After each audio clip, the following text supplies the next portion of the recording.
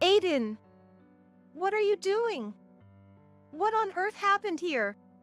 I found my grandson, looking cold, wrapped in a blanket and cowering in the corner of the garage, and I rushed over to him in a panic. Grandma. It's okay. It happens all the time. Don't worry about it.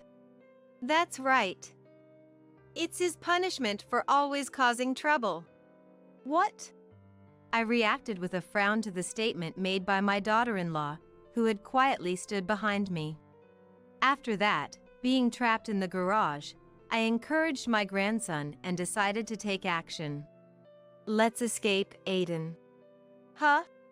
I will protect you no matter what. I'll rescue you from here, so just wait. I said this and took my mobile phone out of my pocket and called someone. My name is Mary. I've reached the age of 70 and run a candy store with my sister, Dorothy.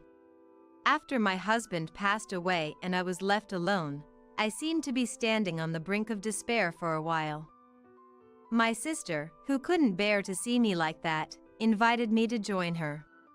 This shop belongs to my sister and her late husband, and I'm here to help, so to speak. My sister's husband died quite some time ago as well. This shop, a memento of her husband, is something she's determined to protect. And I want to support her in that.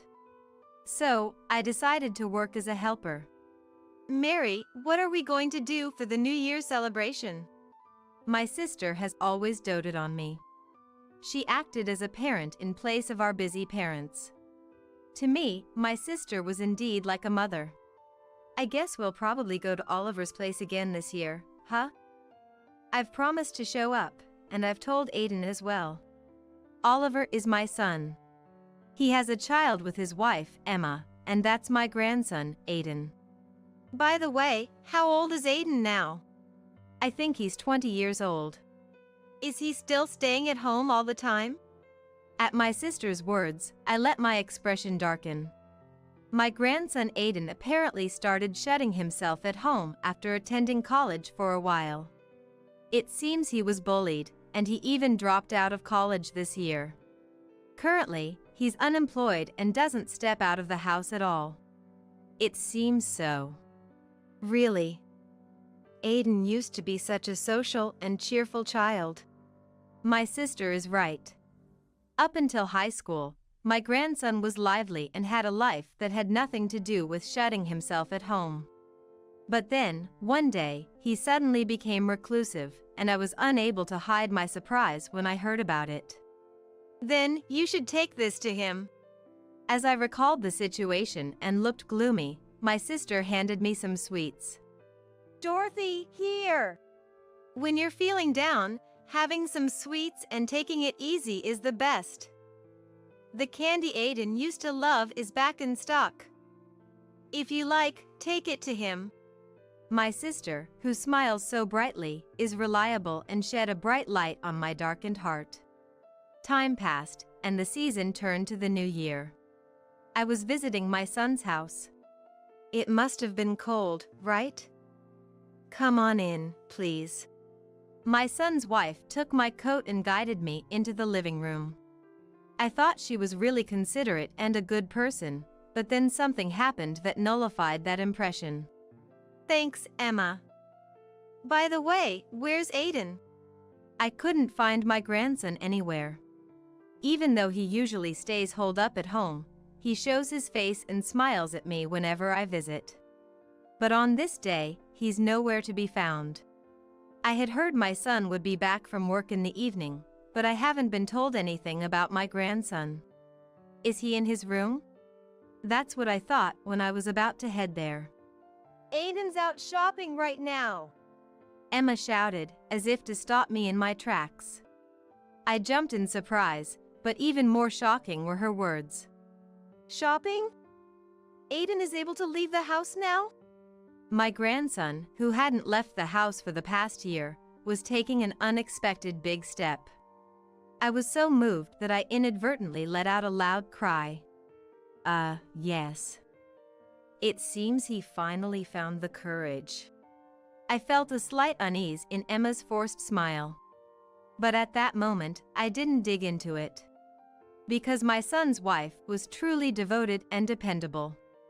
I had never once looked at her with a suspicious gaze. Since my son was an emergency doctor, he rarely came home. So, the household matters were almost entirely left to his wife, Emma. That's why she quit her job. She wanted to dedicate herself to her family and raise her son properly. She had overcome the challenges of raising him alone with those thoughts in mind. I had no reason to suspect that Emma would do anything to her grandson. But now, I live with a lifetime of regret. If only I had noticed my daughter-in-law's hidden side at that time, my grandson might not have suffered like this. I'm making your favorite steak for dinner tonight, Mary. Oh my! You didn't have to go to all that trouble. Not at all. You've always been so good to us. Please let me do this much. Thank you. Here, this is for Aiden. The candy that Aiden used to love is back in stock.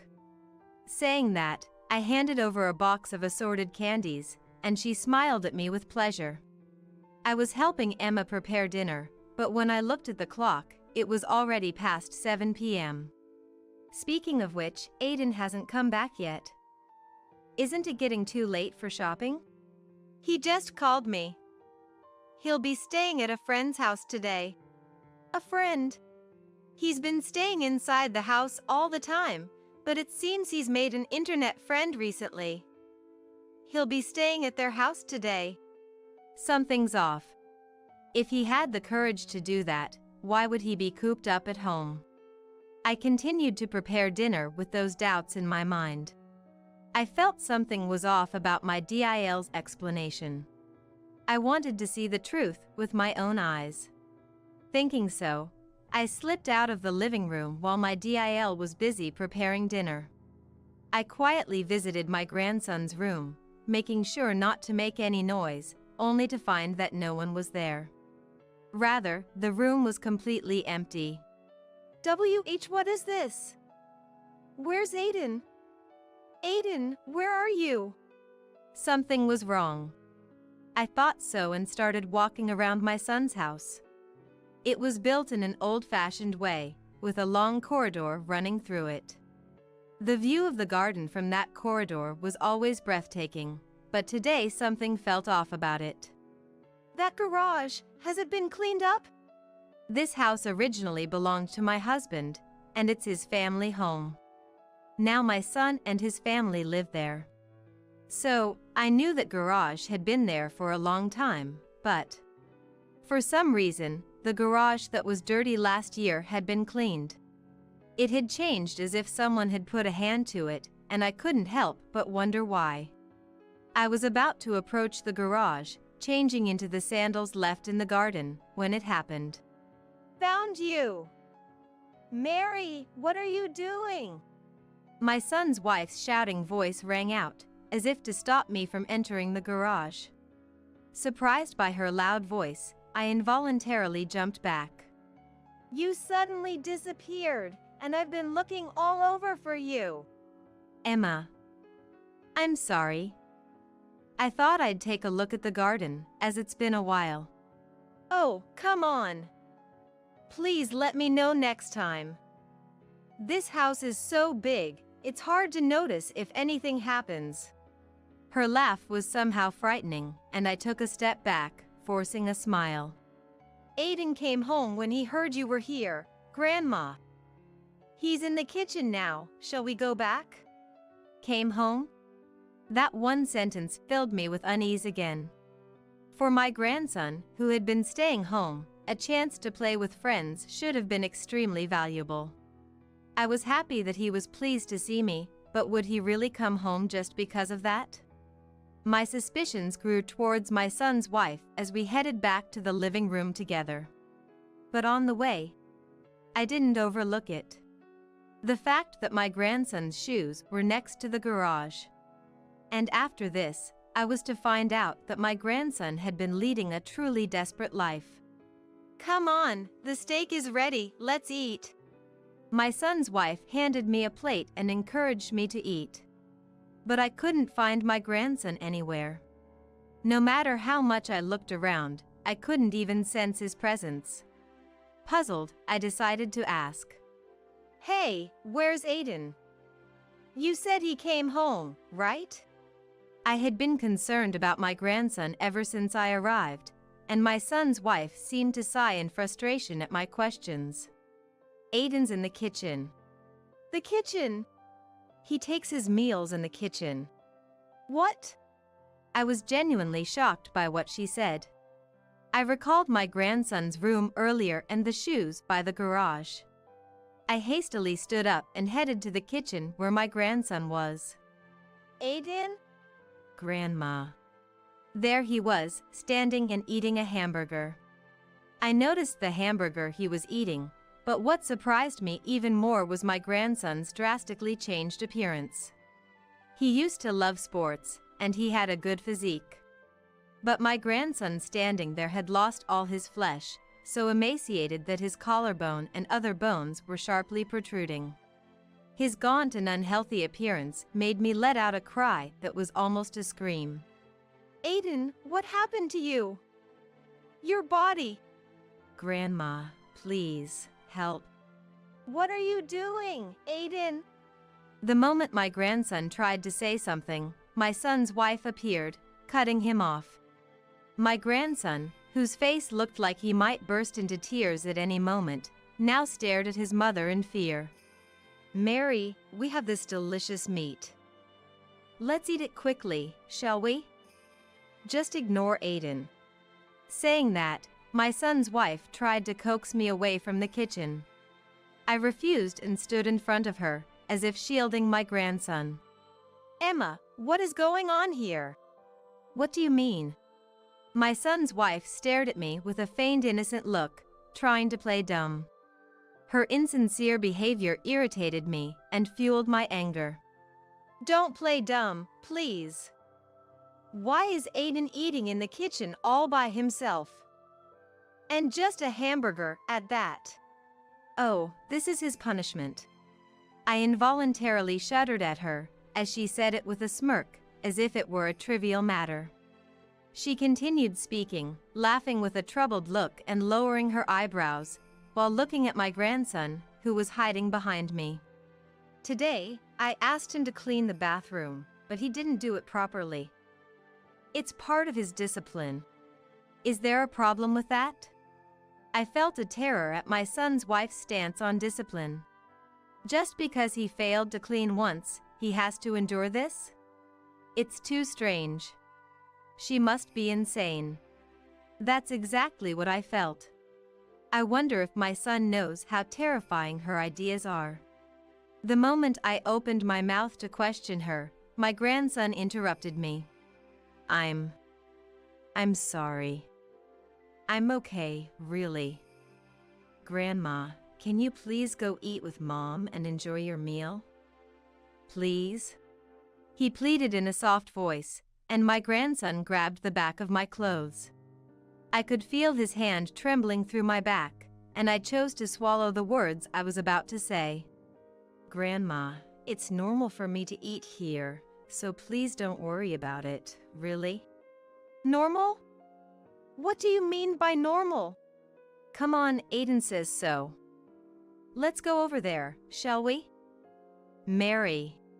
Saying so, my son's wife forcibly took me to the living room. If I stir things up any further, my grandson might be harmed. If that's why he intervened earlier to prevent that. I sensed a crisis for my grandson and pondered desperately for a solution. Come on, let's cheer up and eat. Today we have premium beefsteak, she said, cheerfully chewing on the delicious-looking meat.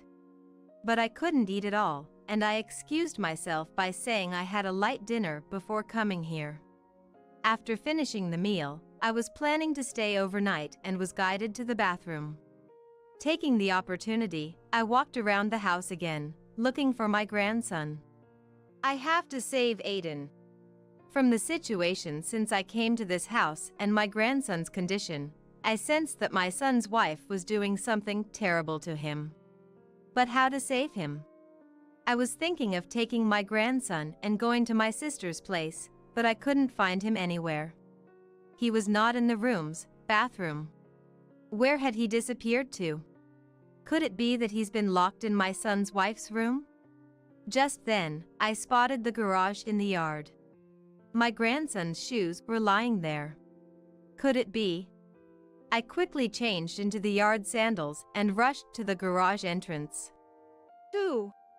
The garage entrance was not locked, and I was able to enter smoothly. There, I found my grandson, trying to fall asleep. Aiden, what are you doing here? What on earth happened? I rushed to my grandson, who was huddled in the corner of the garage, looking cold and frightened, wrapped in a blanket. My grandson looked up at me, trembling, as if frightened by my approach. "Grandma, it's okay. It happens all the time. Please, don't worry about it." "That's right. It's his punishment for always being a nuisance." What? Emma was suddenly standing at the entrance to the garage, smiling as she looked at my grandson and me. Mom! "Mary, you really do love meddling, don't you? Even though Aiden was trying to protect you." Emma, you've been cruel to Aiden after all." "Cruel? What are you talking about, LOL? I'm just teaching Aiden the same way I was raised. If you do something wrong, it's natural to be punished, right?" Neglect. That word perfectly summed up the family environment, and I was almost at a loss for words. My son's wife was apparently raised in a harsh environment as a child, and what she was doing to my grandson seemed to be a part of the discipline she had received herself. But I couldn't accept that kind of parenting, and I spontaneously voiced my opinion. Punishment? This? What did Aiden do? You don't understand how I feel. I love Aiden and want him to be with me forever. But he abandoned me, trying to leave the house to go to college. It's all because he went to such a place. That's why he changed." My grandson was utterly terrified by his mother's hysterical outburst. I learned later that because she had overcome the challenges of raising a child alone, she seemed to have developed an abnormal attachment to my son. "So, you've confined Aiden." "You knew, didn't you?" "That's right, to keep Aiden from leaving me. So, I made him quit college. It was all to satisfy her own desires." I couldn't comprehend her, talking about such terrifying thoughts so casually. The situation was more than just frightening. My grandson had been living in fear of that twisted love, suffering for a whole year. Thinking of his terror, I trembled with rage and couldn't help but glare at her. "Since Mary knows the truth now, I can't let you go home, can I?" With those words, my son's wife, wearing a sinister smile, began to slowly close the garage door. "We're going to be trapped." I realized it too late, and by the time I started to move, it was already too late. After a loud metallic clang, I heard the sound of a lock. "I'll think about what to do with Mary overnight. For today, you two, Aiden and you, will just have to sleep in the garage and reflect on things." My son's wife seemed relieved that she had locked me and my grandson in, and I could hear her walking away from the scene. In the silent garage, it was my grandson who spoke first. "Why?" "Huh? Why did you come looking for me? If you had just left me alone." I couldn't bear to watch my grandson crying out like that, trembling with guilt and fear. Thinking from his perspective, this life had been so hard and painful for him. Overwhelmed by unbearable emotions, I gently embraced him. "Don't talk nonsense, dear.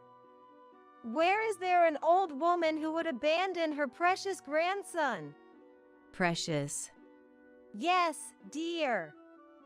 It's no exaggeration to say that my life was saved because you were born." Just before my grandson was born, I was struck with the grave illness of cancer.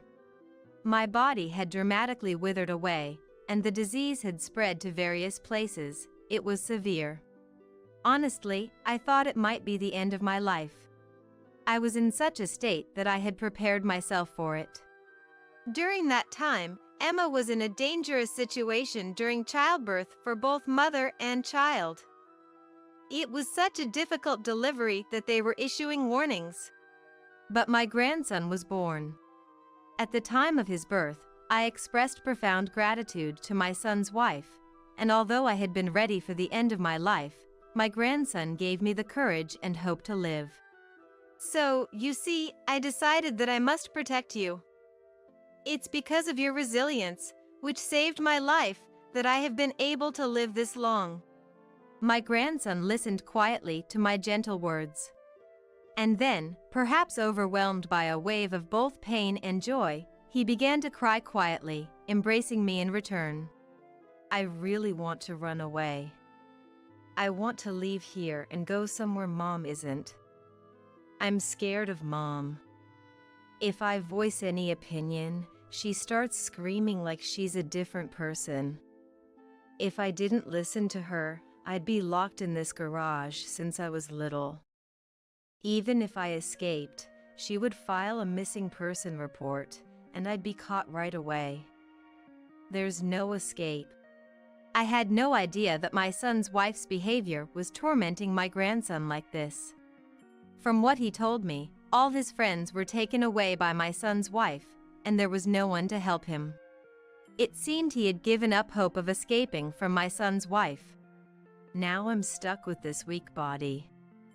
I'm really pathetic, aren't I? I found it painful to see my grandson's forced smile. I could feel my body trembling with anger. Let's run away, Aiden. Huh? I will protect you no matter what. I will rescue you from here, so just wait. I said this and pulled out my mobile phone from my pocket, calling someone. Hello? Mary, what's going on? The person on the other end was my sister, and I explained the whole situation to her. Rather than getting angry, my sister thought of a way to help us first. First of all, make sure to keep each other warm so you don't get cold. Oliver's workplace is that place, right?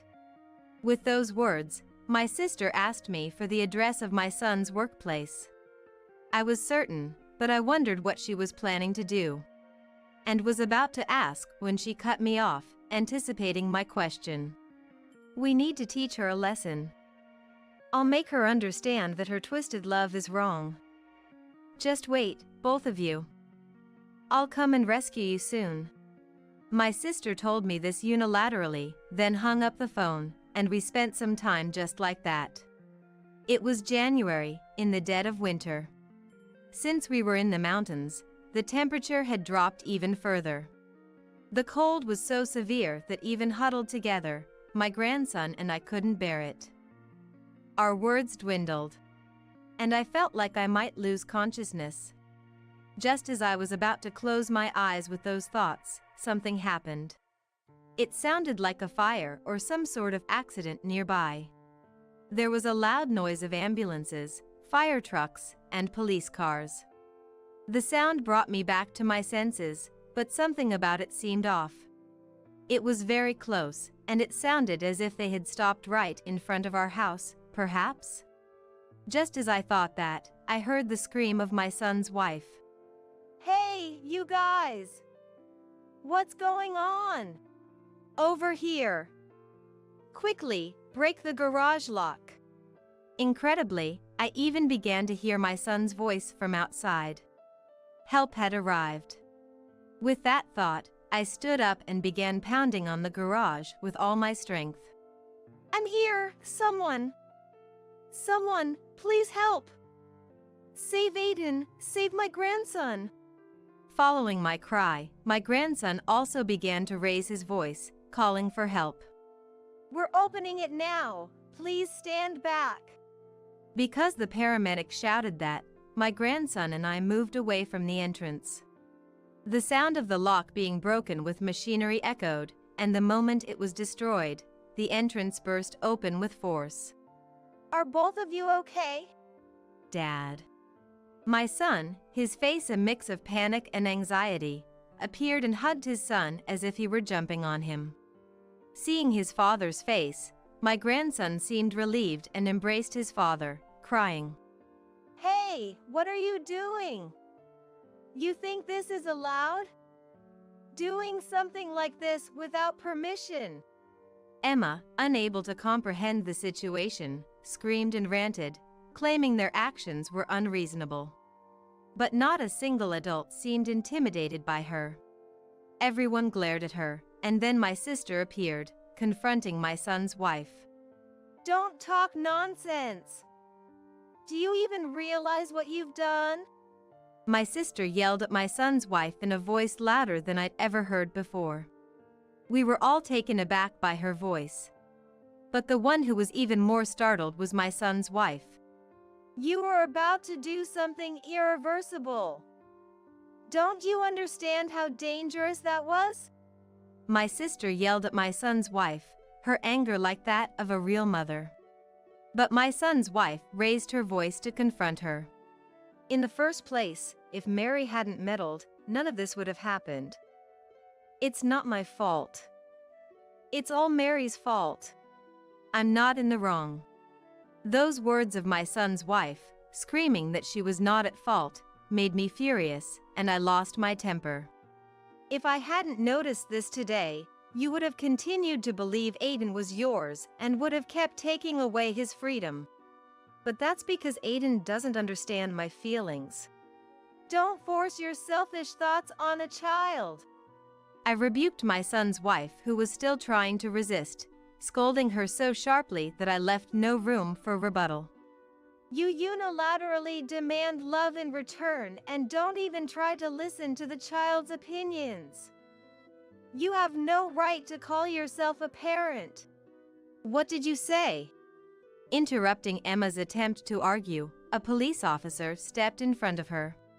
"Emma, you are being detained on suspicion of kidnapping." "What? Hey, wait a minute. Hold on. If you resist, the charges will become more serious." At the police officer's words, a breathless Emma quieted down and was then taken away. Afterward, my grandson and I went to the hospital for an examination. He had been locked in a freezing garage. There were no visible abnormalities. He underwent a thorough examination, but nothing unusual was found. However, he was hospitalized to monitor his condition for the day. "Dorothy, thank you for coming to help." You should thank Oliver. Thanks to him quickly arranging everything, we were able to rescue him. I'm really sorry. It's my fault for not looking after the house properly. Oliver, that's not true. You were working hard to protect our home. But maybe this happened because I left everything to Emma, using work as an excuse. I'm also to blame. I spoke gently to my son, who felt responsible. "Then, from now on, you must protect Aiden. Surely, Emma will come to take Aiden back." Yeah, I think so too. "We have to make sure that he never falls into her hands again." That's true. But what should we do? "I have an idea." When I proposed this to my son and sister, they both agreed. Time passed, and the day came when Emma was released. As we were prepared for her to contact us, sure enough, Oliver's mobile phone rang. "Wait, what's going on here?" The first thing out of her mouth was neither an apology nor a complaint, but a voice almost like a shout. Both my sister and I, who were listening to the call, sighed at her expected reaction. "What's the matter?" "The house! It's gone, isn't it?" "Yeah, it's gone. We don't need a house to live with you anymore." "What? What do you mean? Explain yourself." Just being released and faced with an incomprehensible situation, she was speaking with a voice filled with anger and desperation. In fact, after that, we all, including my grandson, had discussed it and sold the house, leaving it a vacant lot. Since I had originally been the owner of the house, selling it was easy. My son and grandson were now living on entirely different land, and after this phone call, the mobile phone was to be disconnected, and arrangements were made to talk to Emma through a lawyer. There's no way we can go on with you, and Aiden has finally settled down. Don't try to interfere with our family anymore. What are you talking about? Aiden is my precious son. Stop it. The grandson, who had been listening to the call, quietly spoke up at her, shouting, Aiden, where are you? Mom will come and get you. Just wait, I'll come and take you back right away. You're creepy. In response to Emma's words, the grandson spoke out in an angry tone. Emma, surprised at his words, showed a look of confusion. Aiden? What on earth are you saying? I've put up with it for so long. I'm finally living freely with Dad and the others, so don't get in our way. I never want to see your face again. The grandson who had said that was excited, catching his breath with his shoulders. I placed my hand on his shoulder and gently soothed him by patting it several times. We are getting a divorce. Don't ever show yourself in front of us again. My son, who had said this, hung up the phone unilaterally and immediately set his phone to reject calls from Emma's number. We also made sure that no contact could reach the grandson's mobile phone, leaving the rest to the lawyer. After that, the divorce from Emma was successfully finalized. Thanks to a restraining order, the grandson is enjoying peaceful days. Emma is said to be attending therapy, unable to let go of her love for her son. She's not working and lives on benefits from the government, or so I heard through the grapevine. Since then, my grandson has stopped shutting himself in the house and is now studying hard with the ambition to attend medical school. I want to become someone who can help others too. Inspired by the father and rescue team that saved him, he's been saying this and striving every day. My sister and I still run the candy store, playing with little children every day. For our grandchildren who have regained a peaceful life, and for the children yet to be born who we hope to welcome into our lives. We cannot give up on living just yet. My brother and I have been close since we were kids. Even after we became adults, until he got married, we often spent our weekends together. Years passed since he got married. One day, when I assumed he was living happily, I received a shocking message from him. I'm being accused of an affair I know nothing about, and they're demanding compensation in the divorce court. It seemed that my sincere and earnest brother was being sued by his sister-in-law. I immediately headed to my brother's house. My name is Ava. I'm a 31-year-old woman working as a lawyer. After graduating from law school, I became a lawyer and now work at a prominent firm. I always struggled with studies, so it wasn't an easy journey to get where I am today. Still, I became a lawyer and now live a busy but fulfilling life. Of course, every day is a day of learning, and I think it will always be. But I have a unique hobby. Gaming. I'm what you call a gamer, and when I have time, I play online games with my brother, also a gamer. Samuel, my brother who's 5 years older, supported me during my college admissions and bar exams. We're still very close. I was forming my career as a lawyer while enjoying games with Samuel. But since he got married last year, we played less frequently. One relaxed weekend at home, Samuel called. Hey, do you have a moment? I need some advice. It was unusual for reliable Samuel to ask for guidance. Though surprised, I listened closely. Lately, my wife's been acting strange. She's out often, and sometimes doesn't come home at night. I hope I'm just overthinking. Samuel began talking about his wife, Charlotte. He said she often wasn't home when he returned from work, and sometimes didn't come home at all without notice. I only met Charlotte at their wedding, so I don't know her well. But from our few meetings, she seemed friendly, so I was taken aback. It's not inherently wrong to stay out late or go out, but if it happens too often, it's concerning. If there are relationship issues or infidelity, something has to be done. That's why Samuel consulted me, being a lawyer, about potential solutions. However, from a legal perspective, you can't do anything without evidence. Moreover, involving a lawyer isn't the most peaceful solution, especially without any proof against his wife. Since I didn't have a clear picture of the situation, I decided not to intervene just yet. I totally get why you'd be anxious, I began, but without more details, it's hard to say. There's a chance she might just be out having fun. If you really want to know, our office is partnered with a detective agency. I can introduce you if you like. Right now, there was little I could do. However, if Samuel was truly concerned, I thought it might be best for him to look into it. So, I suggested he hires a detective. A detective, huh? Samuel mused. That's an option. I'm swamped with work, so I can't investigate it myself. I'll think it over. Samuel's response was non-committal.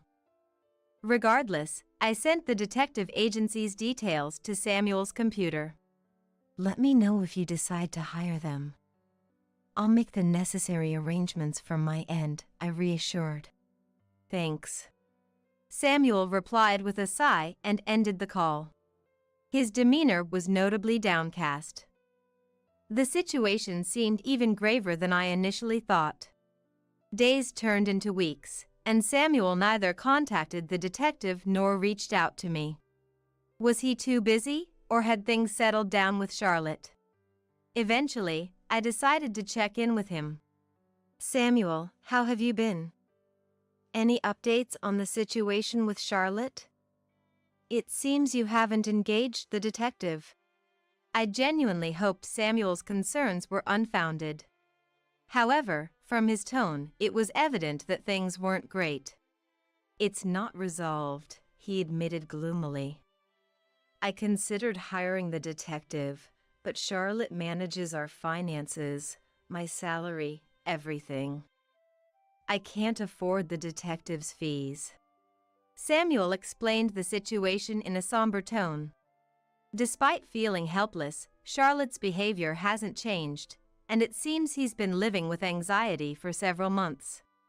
I get it. Hiring a detective can be pretty expensive. Samuel's allowance wouldn't nearly cover the investigation fees. Hearing Samuel's disheartened voice made me feel heavy-hearted as well. All right, I'll help out. Let me see what I can do from here, so don't be too down, Samuel. I owed him big. I thought of this as an opportunity to repay a favor and told Samuel so. I wanted to alleviate Samuel's worries, even if just a little. I asked Samuel to wait for a bit and ended the call for the day. A few weeks later, I stumbled upon some unsettling information about Charlotte. Before I could share it with Samuel, he called, sounding more frantic than ever. Is everything okay? Something's come up. He blurted out. I braced myself for what Samuel would reveal next. Charlotte is threatening to sue me for alimony based on false allegations of infidelity. She even has a lawyer demanding compensation for our pending divorce, claiming they'll proceed legally if I don't pay. It sounded like Samuel had been ambushed by Charlotte and her lawyer, with unexpected demands. He explained that he had secretly called me during a break from their intense discussion. Hearing this, I was at a loss for words.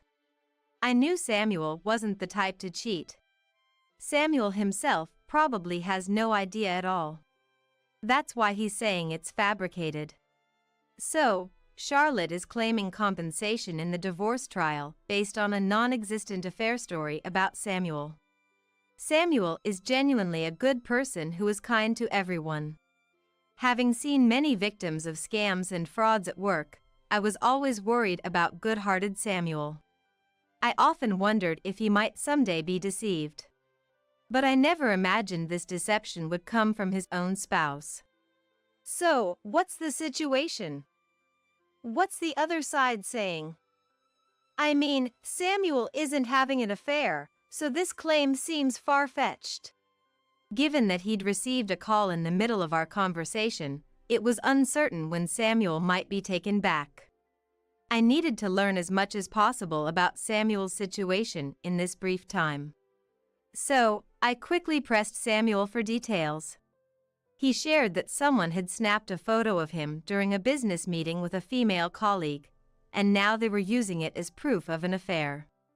In the photo, both of them were dressed professionally, and the location wasn't suggestive in any way. It was clear they were forcibly trying to frame it as evidence of infidelity. There were a few things that struck me as odd at this point. Specifically, the approach of the opposing lawyer. A lawyer is a professional, after all. They wouldn't do anything to harm their client's interests. If it's a case of infidelity, they'll do their utmost to reduce the compensation amount in a divorce trial if their client is the one having the affair. If their client is the victim, the lawyer's job is to claim the maximum compensation. But demanding compensation based on such flimsy evidence was highly suspicious. If they truly studied law, then they're a truly terrible lawyer. If such unreasonable demands were met, anyone could make wild compensation claims. There was no need to accept such an absurd request. As family, I couldn't stand by and do nothing. Samuel, I'm coming over right now. Don't answer anything they say until I get there. Just stay put and wait for me. I decided to step in as Samuel's lawyer and talk to Charlotte and her lawyer. From lounging in my casual clothes, I quickly changed into my suit, shifting into work mode. I called a taxi and headed to Samuel's house as fast as I could. Upon arriving, I took a deep breath and rang the doorbell. It was Samuel who answered, and he welcomed me inside. Heading to the living room, I found Charlotte sitting next to an unfamiliar man. This man seemed to be Charlotte's attorney. Both of them looked at me in surprise. Sister-in-law, it's been a while. I greeted Charlotte briefly and then introduced myself to the man beside her. Nice to meet you. I'm Ava, an attorney. I'm here today representing Samuel. At my words, both Charlotte and her attorney looked shocked. What? Ava, a lawyer? You're joking, right? Charlotte mumbled, exchanging a quick glance with the man beside her. It's understandable that she was taken aback. She had no idea that I practiced law. I had been approached for free consultations and mentioned behind my back, leading to past troubles. As a result, I seldom share my profession with anyone other than close friends and family. Of course, that includes relatives too. Samuel understood my sentiments, so he never mentioned my job to Charlotte. That's probably why she was so surprised to see me step in as a lawyer. Charlotte controlled Samuel's income. He wouldn't have the means to hire a lawyer under normal circumstances. Perhaps she thought Samuel would be defenseless and took this opportunity to make her claims. Silently seated were Charlotte and her attorney. As I was pondering the next move, Charlotte's supposed lawyer spoke up. I don't care if you're a lawyer or not. Your brother cheated. He should obviously pay compensation, right? Beside him, Charlotte nodded in agreement. Did they genuinely believe they could win compensation in a divorce case with that? What do you have as evidence of this alleged affair? While I could never believe any tales of Samuel's infidelity, the two kept insisting even after I arrived. Wondering if they had any additional evidence beyond what Samuel shared with me, I pressed the opposing lawyer. He was having dinner with another woman. That's solid proof. Let's say we'll let it slide for $50,000. You wouldn't want this getting out to family or his workplace, would you? The man's words could be construed as a threat. I almost chuckled. Demanding $50,000 based on such a flimsy accusation. Doesn't he realize how ridiculous he sounds? His bold claims only made me want to laugh more. By this point, my suspicions were nearly confirmed. That this attorney might just be a fake. Despite being a so-called attorney, he had employed what seemed like threats against Samuel, something that had caught my attention from the start. I initially thought he might just be a corrupt lawyer. But even with a genuine attorney like me present, he kept making statements no real lawyer would utter. Claiming $50,000 compensation based on a mere public meeting is absurd.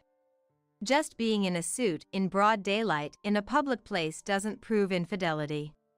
To prove adultery, there needs to be direct evidence of actual misconduct. Any attorney would know this. It's a fundamental aspect of the law. If he doesn't even know this, something's off. I understand your concerns, I began, but we can't just agree to the payment. Sir, could you provide your attorney license number and your full name? If you could also provide the name of your firm, I'll get in touch to set up another meeting. I pressed the opposing lawyer for his credentials. As expected, he began to falter. I can't quite remember my license number right now. I must have forgotten. Please contact my wife for appointments.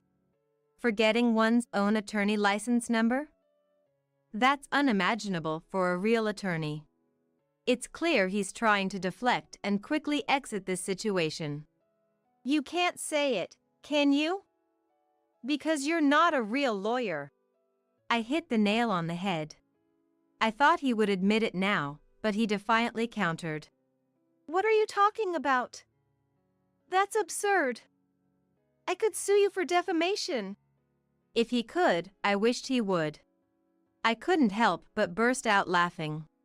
If you're genuine, then tell me. A trustworthy attorney wouldn't hide their identity. And a real attorney wouldn't threaten to sue over such a minor issue. I replied with a smirk, leaving him speechless. The tables seemed to have turned. Both Charlotte and the imposter attorney looked defeated. Now, the ball was in my court. Mr. Fake Attorney, aren't you actually Logan, sister-in-law former classmate? You work in sales, don't you? Hearing this, the two of them looked up in shock. Samuel, who had been quietly watching the exchange beside me, looked at me in surprise. You're not an attorney. You're Isael's affair partner.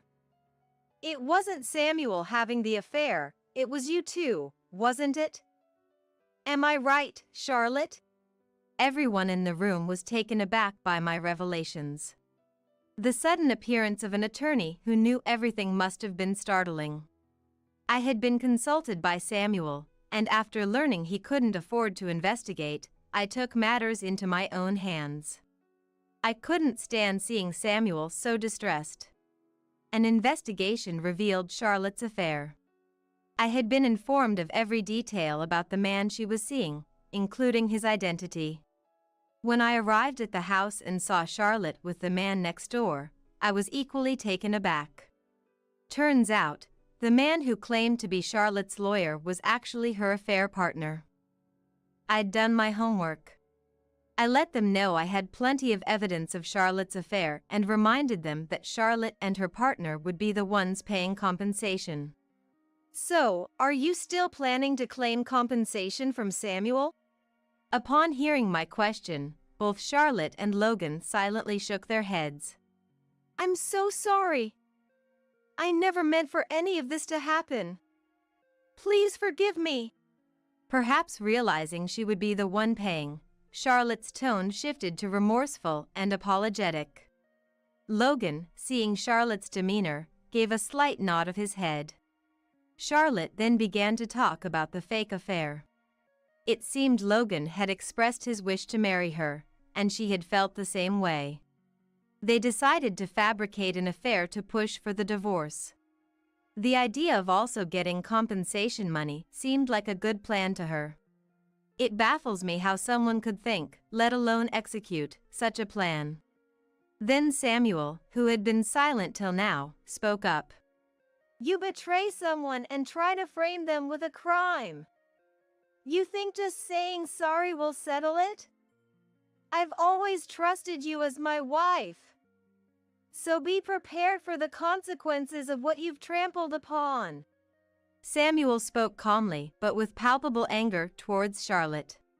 He was right. A mere apology can't make up for such deceit. You might not be aware, but claiming to be a lawyer without a license is a serious crime. You could face jail time or a hefty fine. And Logan, you're implicated too.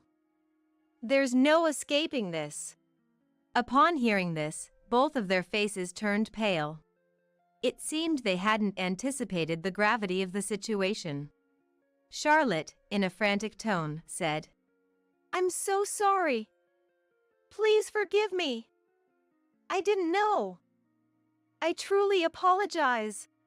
Logan quickly stood up from his chair and also began to deeply apologize. I'm truly sorry. We didn't think it through.